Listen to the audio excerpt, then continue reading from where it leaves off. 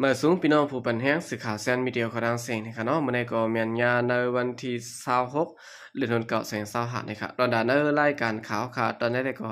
เดี๋ยวดังข่าวเงาเกี่ยวกับไปลองซึ่งเก่ากลาง MNDA ปด8ตุงจอมปิ้วเก่ากลาง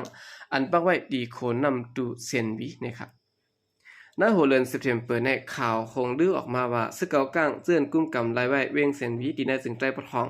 เดลัยถอยออกเวียงสิแลขาหับการคุ้นจุ่มซึกมันเตขึ้นเข้ามาปั่นการพองงำขึ้นนะครับมือในวันที่22เดือนธันวาคม2565ในจุ่มซึกเก่ากลางปวดยาถอนจอมปิ้วมิกไม้การพองงำของจุ่มซึกเก่ากลางอันปักไว้ตีโคลงนำตูอันมีดีในเส้นทางลงไฮเวย์เซียนวีกดขายหมู่เจเซียนวีเหล่ากายคินสวยเหาะในเมืองไต้ปะทองสนันอยู่นะครับก่อนหน้านั้นมีข่าวลือออกมาว่าในวันที่19ขาหับการคุ้นผายซึกมันเตเข้ามาอยู่ขึ้นในเวียงในเสต่อพอถึงในวันที่23เดือนธันวาคม2565ก็อำไปหันเผาเสก็ก้วยกาจอมปิวเขาตีโคนั้นได้ก็อำหันยาวไหนกวนมนปืนติเวียงเซียนวีหลัดในที่ด้านสื่อข่าวเขาไว้นังไหนกวนซื้อข่าวตึกต้งหนึ่งกว่ามาเหมือนเก่าอยู่ก้วยค่ะเขาดีถอย5อำถอยในได้ก็อำหมอลามยาวค่ะจอมปิวเขาอันปักไว้ตีโคนั้นได้ก็เขาปวดออกแปดยาวค่ะอำมียาวค่ะมือเดียวอันหลากหลายมาได้ก็ยินกวนซื้อเขาหลัดในเฮาว่าเงินเหรียญกวนซึกบอกในเขาถูกปันไว้ตา2เดือนจอมกันปอกเลี้ยวเหลือเสียในเลือนในเลือนตั้มไปเสียงเขาป้อถูกปันเงินเลือนอ่อนตั้งยาวค่ะบอกในป้อเลือนเสียงยาวหมอขาวันจื้อใน2ก้อยถูกปันกวนในฐานะแสงยะเขาก็ไปหันเขามาเสเกาะนะคะเนาะนอกเหลือเสียซึกเก่าก้างไปมีเงาลายติดถอยซึกออกในเวียงปันยาวยังสืบปันขว้างกวนเหตุการณ์มักมีปืดปางต่อปางรองไว้ในเวียงเสียนวียามเดียวของบางต่อบางร่องแหลกก้นเลียนไปป้อมีน้ำเหมือนเมื่อพองจุ้มซึกเก่าก้างแต่กุ้มกำนันเสตะย้อนเปลี่ยนนาข้าวป้อยออกว่าและกูบางต่อบางร่องสืบจัดกว่าข้าวยาวไหนหนุ่มซ้ายอายุ30ปีปลายก็อันอยู่ดีนาเวียงเซนวีก็1ลายกว่าร่างสื่อข่าวผู้ดหอกเขาไว้นังไหนบางร่องในยินว่าเขาเตปืดต่อพอถึงปล่อยแข่เขากินข้าวมุ่นวันไหนค่ะเพราะเขาเตบันขว้างปืดกว่าข้าวยาวซึ่งไหนได้ก็สาเหตุให้พิงยามกวนเมืองดูแทงเขาออกมาไหนตั้งแต่บางตึกแผ่นการยันซึก1027ปอกกำ1ยาวนั้นซึกเก่าก้างกุ้มกำไรเวียงเซนวีเซปั่นการพ้องง้ำปิดปางต่อปางร้องออกขอโปงหามว่าในคาราง6เหลือนตื้นเตอำได้เหตุการณ์ซื้อขายที่ดินส่วนให้ส่วนนาละในเสตามตัวภูมิจันทร์ในซึกเก่าก้างก็ห้องเอาเจ้าการป้ายมามีเขตเจือนพร้อมตะลงเงินตื้นล้างมาเตียขาดตีลินกวนมนปืนตีเก็บเส้นสายไม้โหนับกวนมนปืนตีเสร็จเตียคันเจอกวนเมืองเสียนวีกว่าเขาหับการซึก1วันได้2เกาะเก็บขอนกุลองป้าเสียนกาเพียวยุกยักในเวียงจิมเจเนนะครับ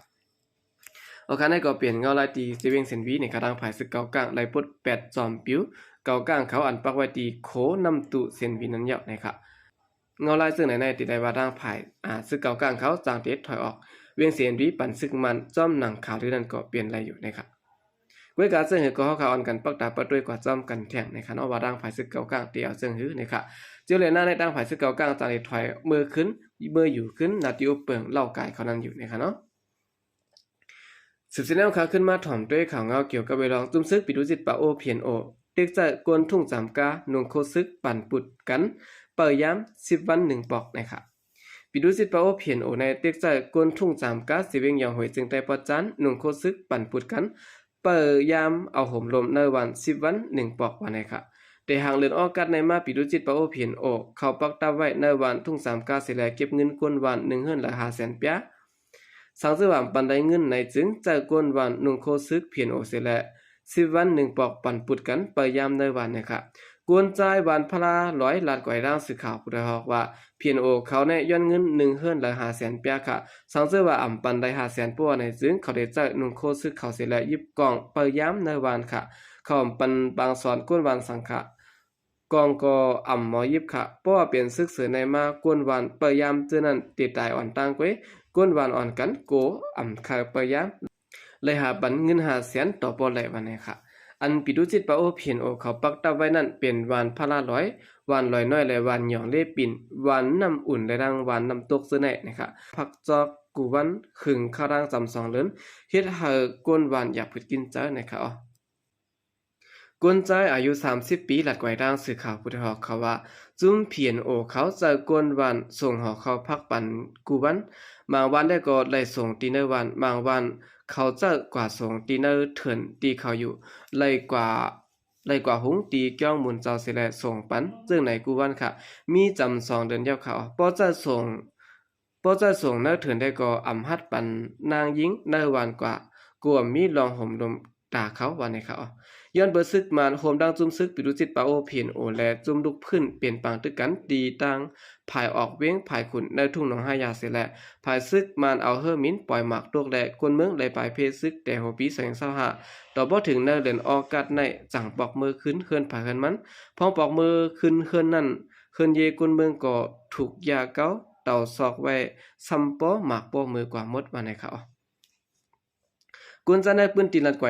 กวนใจในปืนตีลัดไกวดังสื่อข่าวผู้ใดฮอกเขาว่ามือเฮาขาปลายเพซึกเคลื่อนเฮาขาถูกซอกเต่าไว้อันมีกาขันซ้ำป้อมกึดสังขะเฮาขาปอกมาเคลื่อนขึ้นตึกมีหมอก1 เดือนในกล้วยไล่แต่ขึ้นมาหมดขาออกว่าไหนยามเดี๋ยวในจุ่มซึกปิดุจิตปาโอหามคนเมืองตีนกว่ายามเดี๋ยวในร่างผายจุ่มซึกปิดุจิตปาโอเขาหามคนเมืองในปืนตีกว่าเฮ็ดสวนไหนาตัดมักปั่นข้าวยามลองกว่ามากลางนา6 โมงต่อพอถึงกลางค่ำ6 โมงนั้นก้วยบ่ว่าเฮ็ดจ้ำหนังเขาออกหมายมีป้อไหนซึ่งสังวางยายื้อเขาเตอำเอาปืนพรสังกวนเมืองในปืนตีละในหนังไหนในก็เป็นลองหยับผิดกวนเมืองในปืนตีอันไหนเนาะอันถูกดังผายจุ่มซึกปาโอเขาเด็กหงิดมิบเงินหาวแฮงนะครับสืบสิแนวค่ะขึ้นมาถ่อมตัวเองข่าวเงาผลล้มนะครับลมแรงลากาชะนะครับเนาะเฮ็ดให้นำท่วมและดินร้อยกลบังตีในสดอนเกียงใหม่ซึ่งไทยลมแรงปวดร้อยเตมาแทงลูกหนึ่งในวงในนะครับย้อนเปิดลมแรงนะเนาะย้อนเปิดลมแรงลากาชะนะเนาะอันลูกต่างเมืองฟิลิปปินส์เข้ามานั้นในวันที่23ในวันที่23ต่อถึงในวันที่25ในนะครับฝนตกในสดอนเกียงใหม่ซึ่งไทยหายากในวันที่24และในวันที่25เดือนตุลาคม2025ดินร้อยกลเตียงตังกะดีหิมวันเมกะนะครับเหนือเสียนตังเมื่อเวียงแหงต่อบ่ถึงขยามกลางนะในวันที่25เดือนตุลาคม2025สนาตีตึกจอยกันเพียวขีกลมขีดินจึนั่นอยู่นะครับตั้งเกียงเหล่าก็นำน้องด้วนผังเสียมือว่าต่อถึงในยังไปย้อมนะครับดีจิเวงเมแตงซ้ำนำแตงขึ้นน้องด้วนผังแลอยู่ดี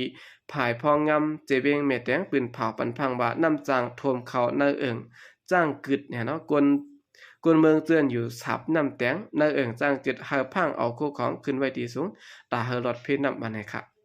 ตั้งเมียงสอนซ้ำตีวันเม3แดบศพเมยนั้น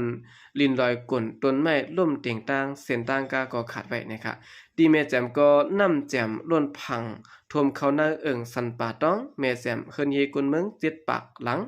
ยานำถมนะครับพ้องหลายๆปื้นตีตึกทบเพนำถมนำนองยันพ้องหลายๆปื้นตีตึกทบเพนำถมนำน้องย้อนลมแรงลากาชายังไปเย้าห้องการผายลามขาดพิงพระราศีเมืองไทยปืนเผาแทงในวันที่25เดือนตุลาคม2025ว่าลมแรงแต่ลูกตีปางได้ฟิลิปปินส์มาแทงลูกหนึ่งนะครับอันมาลูกหมาในซื้อห้องว่าลมแรงปูร้อยสายตั้งก็มาเหมือนสายตั้งก็มาเหมือนลมแรงลูกวันก่อนเจอนันก้วยเมื่อในวันที่26เดือนในวันที่26และในวันที่27เดือนตุลาคม2025เข้าเมืองฟิลิปปินส์ในวันที่28 โมงนาเข้าสู่ปางหลายเขตปอดจานในวันที่29เตเข้าถึงกุนตังเกะเมืองเขตเสแลสังวัดตึกสืบแห้งจ่องสายตั้งเตแหลกเตสืบขึ้นกุ้งหืออำนันวายนาจูกุนหัดน้อยเมืองเวียดนามหือในได้ก็ไปสร้างล่ำไหลนะครับตักไหลปักตาเปิดด้วยเปิดถ่อมข่าวเงาตายอยู่ที่รถเพชรเปิดถ่อมข่าวเงากันแทงนะครับเนาะโอเคนั่นก็เป็นข่าวเงาฝนลมอันหนึ่งนะครับเนาะสื่อห้องวัดหลักกษัตริย์นะครับที่เรียกว่า2-3 วันในฝนตกแห้งเตะๆนะครับเนาะมาได้เป็นที่ในสีเวียงเมียงซอนสีเวียงเก่งใหม่และในอำเภอปลายสะเนะนะครับการบรรนำได้ก็จอมหุยจอมหลอยในตกน้ำแห้งเตะๆนะครับคำเดินสนก็ยินจมนำอย่างกลุ่มถึงพี่น้องผู้กำแถมไปให้เขาทางเสียงอยู่ค่ะยินจมนำอย่างนำเสข่าวใจก็เรียกมาส่งค่ะ